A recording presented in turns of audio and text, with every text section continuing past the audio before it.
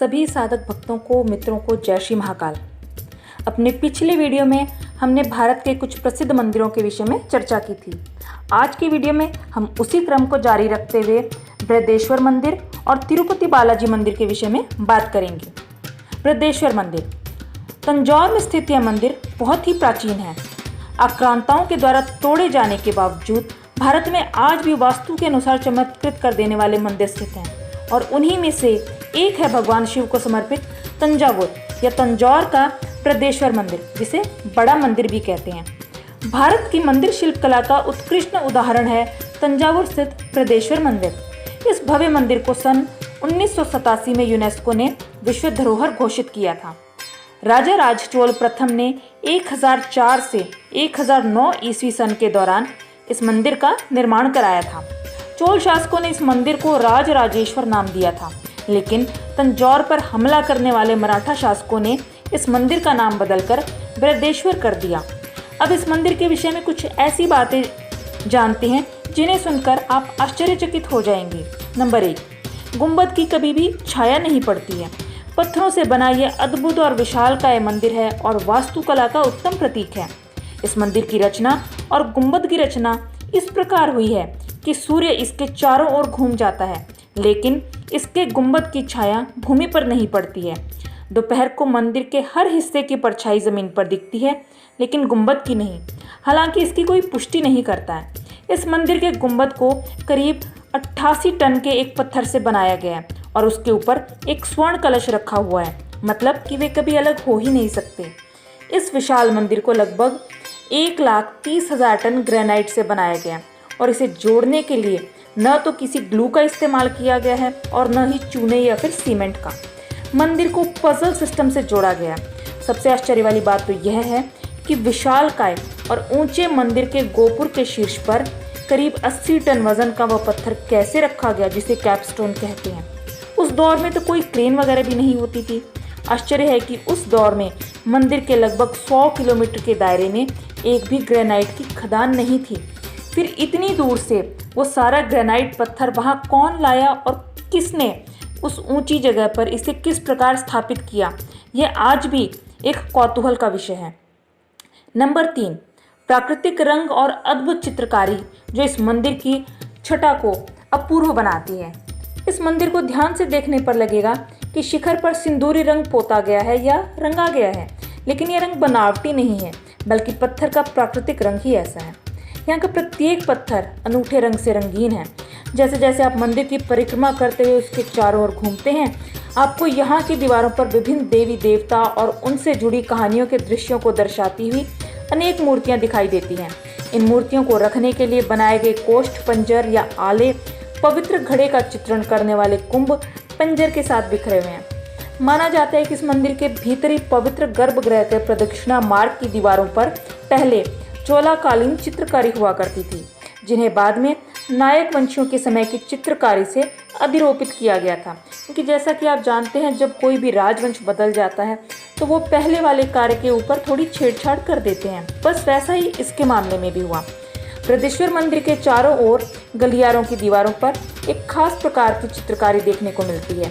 यह अन्य चित्रकलाओं से भिन्न है, बहुत सुंदर भी है और देखने लायक तो है ही। यह मंदिर वास्तुकला, पाषाण और ताम्र में शिल्पांकन, चित्रांकन, नृत्य, संगीत, आभूषण एवं उत्कीर्ण कला का बेजोड़ नमूना है। नंबर 4 पर है इस मंदिर में स्थित एक विशालकाय नंदी। जी हाँ, यह एक अद्भुत और विशालकाय नंदी है। एक विशालकाय चबूतरे के ऊपर विराजमान नंदी की प्रतिमा अद्भुत है।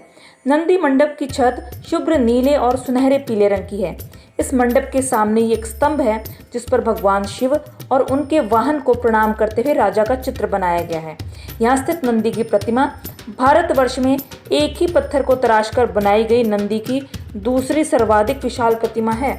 यह 12 फुट लंबी, 12 फुट ऊंची और 19 फुट चौड़ी है।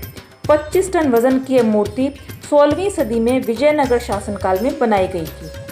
नंबर 5, विशालकाय शिखर। बृहदेश्वर मंदिर के प्रवेश द्वार पर ही 2 गोपुरम बनाए गए हैं।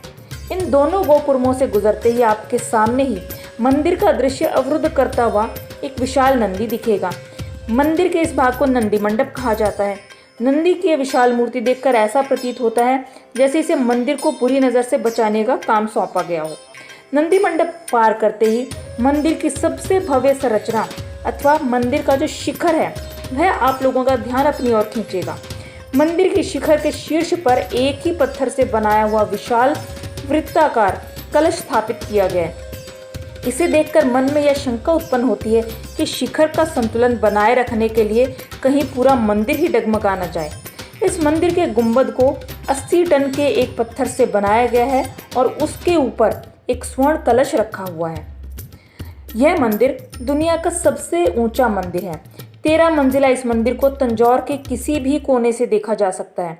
मंदिर की ऊंचाई 216 फुट यानी करीब 66 मीटर है और संभवतः यह विश्व का सबसे ऊंचा मंदिर है। लगभग 240.90 मीटर लंबा और 122 मीटर चौड़ा। यह एक के ऊपर एक लगे हुए 14 आयतों द्वारा बनाई गई है, जिन्हें बीच से खोखला रखा गया। 14वें आयतों के ऊपर एक बड़ा और लगभग 88 टन भारी गुंबद रखा गया है, जो कि इस पूरी आकृति को बंधन शक्ति प्रदान करता है। इस गुंबद के ऊपर एक 12 फीट का कुंभम रखा गया है। चेन्नई से 10 किलोमीटर दूर स्थित यह तंजावुर का मंदिर कावेरी नदी के तट पर 1000 सालों से अविचल और शान से खड़ा हुआ है। नंबर 7, विशालकाय शिवलिंग जो कि इस मंदिर में विराजमान है। इस मंदिर में प्रवेश करते ही एक 13 फीट ऊंचे शिवलिंग के दर्शन होते हैं। शिवलिंग के साथ एक विशाल पंचमुखी सर्प विराजमान है, जो फनों से शिवलिंग को छाया प्रदान कर रहा है। इसके दोनों तरफ 2 मोटी दीवारें हैं, जिनमें लगभग 6 फीट की दूरी है। बाहरी दीवार पर एक बड़ी आकृति बनी हुई है, जिसे विमान कहा जाता है। मुख्य विमान को दक्षिण मेरु कहा जाता है। अब 8वीं जो मैं आपको बात बताने जा रही हूँ, बहुत ही आश्चर्य का विषय है, और वो यह है कि विशालकाय मंदिर बगैर नींव के खड़ा है। बगैर नींव के इस मंदिर का निर्माण कैसे संभव हुआ? तो इसका जवाब है कि कन्याकुमारी में स्थित 133 फीट लंबी तिरुवल्लुवर की मूर्ति, जिसे इसी तरह की वास्तुशिल्प तकनीक के प्रयोग से बनाया गया था। यह मूर्ति 2004 में आई सुनामी में भी खड़ी रही थी। भारत को मंदिरों और तीर्थ स्थानों का देश कहा जाता है, लेकिन तंजावुर का यह मंदिर हमारी कल्पना से भी परे है। कहते हैं बिना नींव का यह मंदिर भगवान शिव की कृपा के कारण ही अपनी जगह पर अडिग खड़ा रहा। नंबर 9, पिरामिड का आभास देता हुआ यह मंदिर। जी हाँ, इस मंदिर को जब गौर से देखते हैं तो लगता है कि यह पिरामिड जैसी महान आकृति है। इसमें एक प्रकार की लय और समरूपता है जो आपकी भावनाओं के साथ प्रतिध्वनित होती है। कहते हैं कि इस मंदिर को बनाने की आइडिया चोल राजा को श्रीलंका यात्रा के दौरान तब सपने में आया था जब वे सो रहे थे। तो इस मंदिर के शिलालेखों को देखना भी अद्भुत है। शिलालेखों में अंकित संस्कृत व तमिल लेख सुलेखों का उत्कृष्ट उदाहरण है। इस मंदिर के चारों ओर सुंदर अक्षरों में नक्काशी द्वारा लिखे गए शिलालेखों की एक लंबी श्रृंखला देखी जा सकती है। तो ये जो हमारा वीडियो था, ये बृहदेश्वर मंदिर के ऊपर था। अपने अगले वीडियो में हम तिरुपति बालाजी मंदिर के विषय में बात करेंगे, क्योंकि ये वीडियो काफ़ी लंबी हो गई है, इसलिए उसे हम अपने अगले वीडियो में कवर करेंगे। तो आज के लिए केवल इतना ही। जय श्री महाकाल।